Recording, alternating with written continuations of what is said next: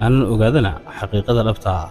Waxa uu yidhi Gerald, diinta Masiixiga markii aan bartay aan weliba ku sii fogaaday turjumaaddeedana aan si khaas ah ugu fiirsaday, waxa iga galay shaki aad u weyn, khaasatan marka laga hadlayo saddexoolayda iyo inuu Ciise Ilaah yahay iyo inay Maryamo Ilaah tahay, iyo weliba arrimo kaloo fara badan oo aan caqliga bini'aadanku marnaba qaadan karayn.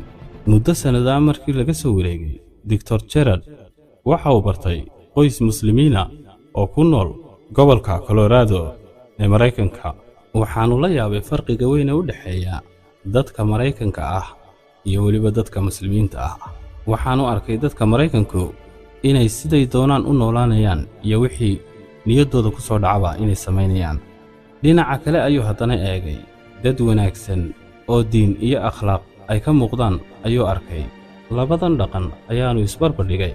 Waxaanu arkay bulshada muslimiinta markuu dhex galay labada qof ee isqaba sida wanaagga iyo rusheega iyo fiicnaanta ay iskula joogaan, iyo sida mas'uuliyaddu ku dhahan tahay ee ninku ula dhaqmayo qoyskiisa.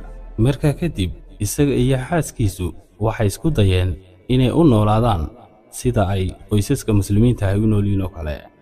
Waxaanu noqday mid ay cajab geliso nolosha islaamku ay ku nool yihiin ee wanaagga iyo akhlaaqdu ku dheehan tahay.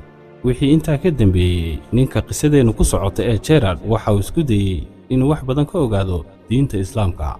Waxaana markii ugu horeysay ee isaga iyo xaaskiisuba ay diinta islaamka doonayeen inay qaataan la kulmeen nin lagu magacaabo Jamaal oo muslim ah, kaasi oo ka caawiyey inuu siiyo kitaabka Quraanka oo tafsiirkiisa ku turjuman yahay. Kadib Jamaal ayaa gurigoodii ku booqday